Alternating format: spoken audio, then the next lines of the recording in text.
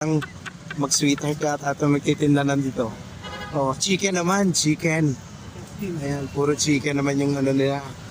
So, chicken skin at saka ano yun. Tunay na skin, tunay na chicken. Ayan. Anong tawag dito kuya sa ano mo? Proven. Proven? Proven na ba yan talaga? Kain ka natin. Proven daw yan. Para muna natin ha. Proven daw po ito, proven. Ito naman, Chicken skin. chicken skin. Magkano per order dito? 20 yan. 20. Dito sa proven. Opo. 10 pesos. Kaya, and then sa chicken mo kuya? 25 yan. 35, saka 30. Kasi pakiulam meron. Ito naman ganun din. Talagang G na G. Gipit na gipit sa budget. Dito na tayo. Chicken skin, proven.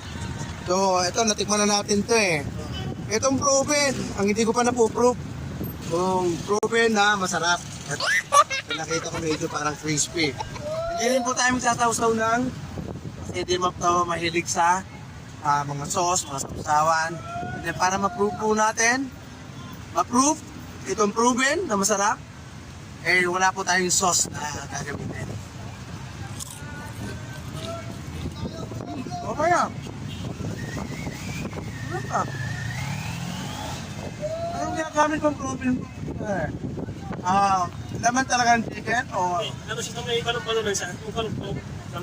balon-balon na yun. Karugtong siya. Karugtong. Karugtong ng balon-balunan. Karugtong yung balon-balunan. Hindi mo rin ba alam yan?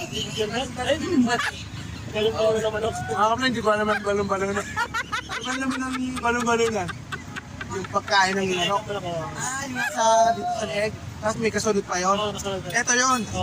Ayun, mga kabrag. Ito pala yung nagtutulak papunta doon sa intestine. Butchi yan, butchi na. Gucci!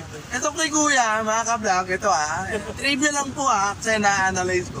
Mga kabrag, kay kuya may anong tawag dito yung balon-balunan. Tapos kasunod, ito yun. Tapos papunta, kay kuya, intestine. Di ba? Di ba tama? Ayun, ganun po.